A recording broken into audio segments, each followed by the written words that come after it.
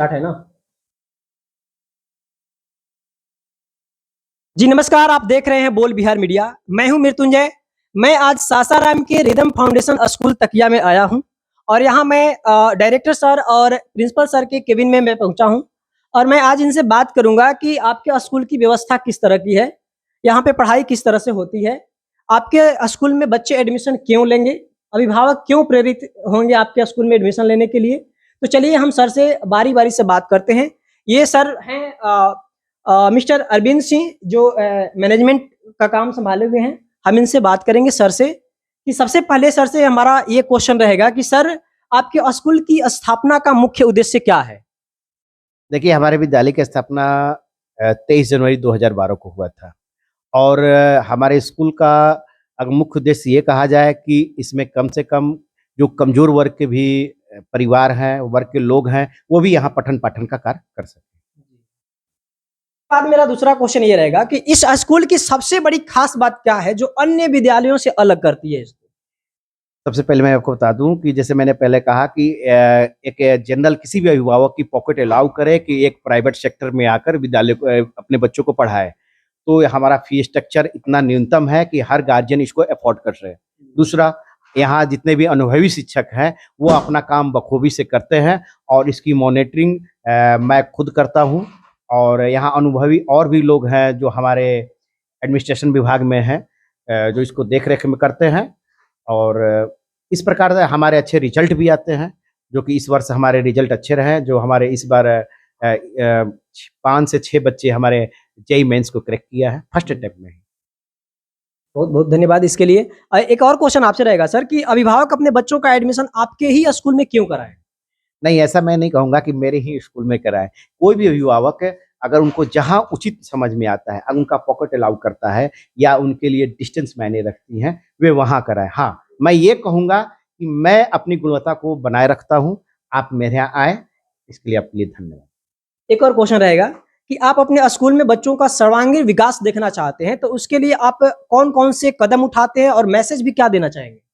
सर्वांगीण विकास के लिए मैं हमेशा तत्पर रहता हूँ और मैं हमेशा आपको राज्य से कहीं बाहर जाता हूँ या कहीं दूसरे स्कूल को विजिट करता हूँ, तो मैं वहाँ अनुभव करता हूँ कि वहाँ क्या है जो हमारे यहाँ नहीं है। तो हमारे इंग्लिश स्पोकन, बच्चों के एक्स्ट्रा करिकुलम में आपका उनका डांसिंग, सिंगिंग, इसके अलावा एक्टिंग, एवरीथिंग किड्स गेम्स, सब पे हम बल देते हैं। तो आज के समय में शिक्षा के क्षेत्र में सबसे बड़ी चुनौती क्या है सर? देखिए, शिक्षा के क्षेत्र में सबसे बड़ी चुनौती आज के डेट में मैं ये कहूँ है कि एक अभिभावक अपने बच्चों को पूरी ईमानदारी से एक प्राइवेट स्कूल में पढ़ा ले। उसके लिए 2 चीज़ मायने रख रही हैं। एक तो उनका पॉकेट मनी, दूसरा उस बच्चे की पढ़ने की लगन। कि एक अभिभावक तो पैसा तो दे सकता है, क्योंकि फ्री में तो एक निःशुल्क शिक्षा में तो हमारा सरकारी विद्यालय भी पढ़ा रहा है, लेकिन बच्चे या अभिभावक वहाँ जाने के लिए तत्पर नहीं हो पाते हैं। तो बच्चे में भी ये पढ़ने के प्रति जागरूकता होनी चाहिए। तो ये एक चैलेंजिंग है, अभिभावक पैसा दे भी रहे हैं, बच्चे पढ़ नहीं पा रहे हैं और कहीं न कहीं ये दोष हमारे साथ भी आता है कि बच्चे इतने हाई क्वालिटी व्यवस्था होने के बाद भी, एक अच्छी फी होने के बाद भी अपना पठन का कार्य पूरा नहीं कर पा रहे हैं। तो ये बहुत बड़ा चैलेंजिंग है। ये सभी स्कूलों के लिए मैं कहूँगा ये सरकारी विद्यालयों के लिए भी ये एक चैलेंजिंग विषय है। सर आपसे मेरा एक लास्ट क्वेश्चन और रहेगा। ये क्वेश्चन है कि आने वाले समय में आप अपने इस स्कूल को किस स्तर तक ले जाना चाहते हैं? जैसे कि मैंने आपको बताया कि इस विद्यालय का स्थापना 23 जनवरी 2012 को हुआ था। हमने हर साल इस विद्यालय को एक इम्प्रूव किया और आने वाले समय में जस्ट हम लोग मे बी 2027 तक एप्लीकेशन के लिए रूपरेखा तैयार कर रहे हैं और हमें पूर्ण विश्वास है कि ये हमारा विद्यालय शीघ्र ही एफिलिएटेड सीबीएसई बोर्ड से प्रभावित होगा। जी, धन्यवाद आपने खुल करके सारी बातें बताई। अब हम बात करते हैं प्रिंसिपल सर से, बिपॉल सर से। सर आपका स्वागत है। First of all, I welcome to you that your channel, and by your channel you started say anything from the society. I want to say that any talk, any matter will be sent in society newspapers. खुले मन से कोई जो channels हैं उससे मेरा ये आग्रह होगा कि वे लोग किसी मैटर को दबाए नहीं, समाज में जिस बात कही गई है उसको अच्छे तरह से उजागर करें। पहले लोग खास करके मीडिया में होते थे, चैनल चलाते थे, लेकिन आजकल सही वर्ग के लोग, सभी लोग चला रहे हैं।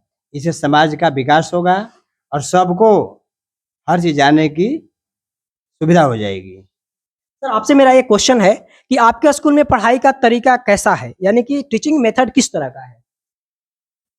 फर्स्ट ऑफ ऑल, जब टीचर की रिक्वायरमेंट होती है तो मैं खुद टेस्ट लेता हूँ और बेसिक नॉलेज के आधार पर उसको रिक्वायरमेंट किया जाता है।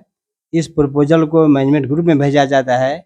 इसके बाद मैनेजमेंट ग्रुप उसको डिसाइड करता है कि टीचर को रिक्वायरमेंट किया जाएगी नहीं किया जाए, और टेस्ट लिया जाता है कि साइंस के लायक हैं, मैथ के लायक हैं। बहुत टीचर्स आते हैं, बोलते हैं सर आई एम ऑलराउंडर, लेकिन मैं क्वेश्चन करता हूँ साइंस से, संस्कृत से, लोग नहीं बता पाते हैं। ये खासियत ये है मेरी पर्सनली, किसी टीचर को हम टेस्ट लेकर ही इसमें ज्वाइन करते हैं।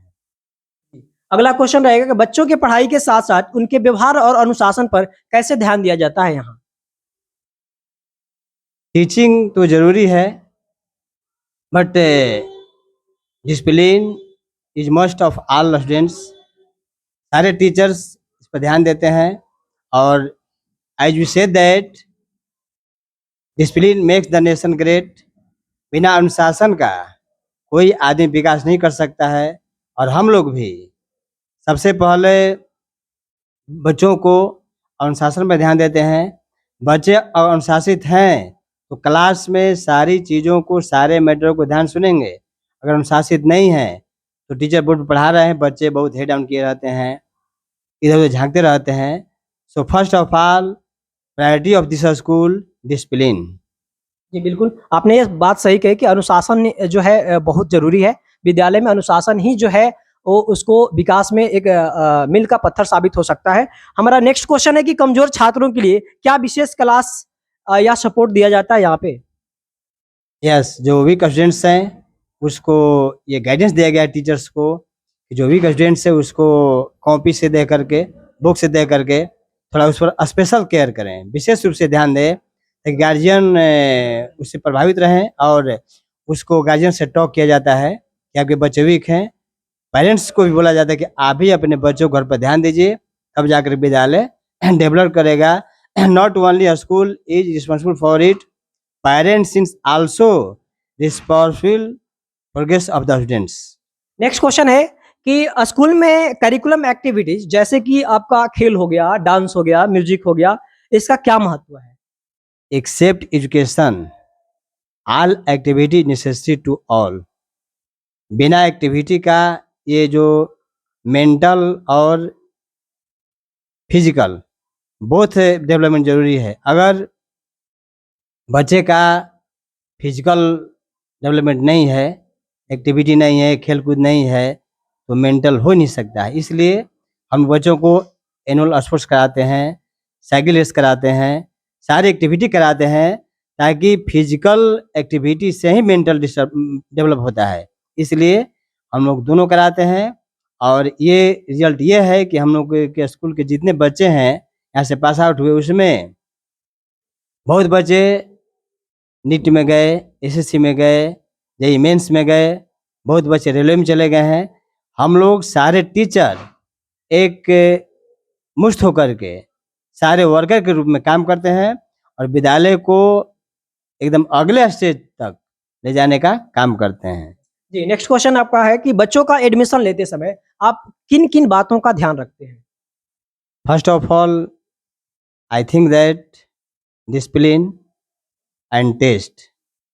टेस्ट के बाद ही बच्चों को एंट्री किया जाता है, क्योंकि कुछ बच्चों का हाइट ज़्यादा होता है, बच्चे लंबे लंबे होते हैं, लेकिन जब टेस्ट होता है तो बच्चे नीचे आ जाते हैं। तो टेस्ट के आधार पर एडमिशन लेने से बच्चे सही क्लास में जाते हैं और उनका विकास सही होता है। एक और लास्ट क्वेश्चन आपसे रहेगा सर कि बच्चों के भविष्य को बेहतर बनाने के लिए आपका क्या संदेश रहेगा? बच्चों को भविष्य के बेहतर बनाने के लिए स्कूल का जो पढ़ाई है जरूरी है, लेकिन self study necessary to all students.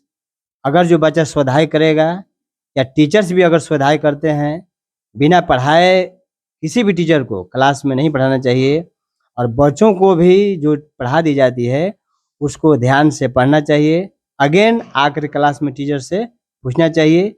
ये सारे क्रियाएं यहाँ पर होती हैं, हम लोग प्रयास करते हैं। टीचर्स ही बहुत यहाँ मेहनत करते हैं, इसलिए हम लोग स्टार्ट किए तो लगभग 2012 में 500 थे, अब हम लोग होंगे 1500 हो गए हैं और आगे बढ़ेंगे भी। और पर ईयर 100 स्टूडेंट्स 10 क्लास के स्टूडेंट्स पास आउट होते हैं। जी बहुत बहुत बहुत धन्यवाद, आपने खुल करके ये सारी बातें बताई। और मैं भी ये आग्रह करूंगा कि जो भी बच्चे हैं एक बार इस रिदम फाउंडेशन स्कूल की ओर रुख करें और यहाँ एडमिशन लेकर के देखें। अगर उन्हें अच्छा लगता है तो इसमें अपना क्लास को जारी रखें।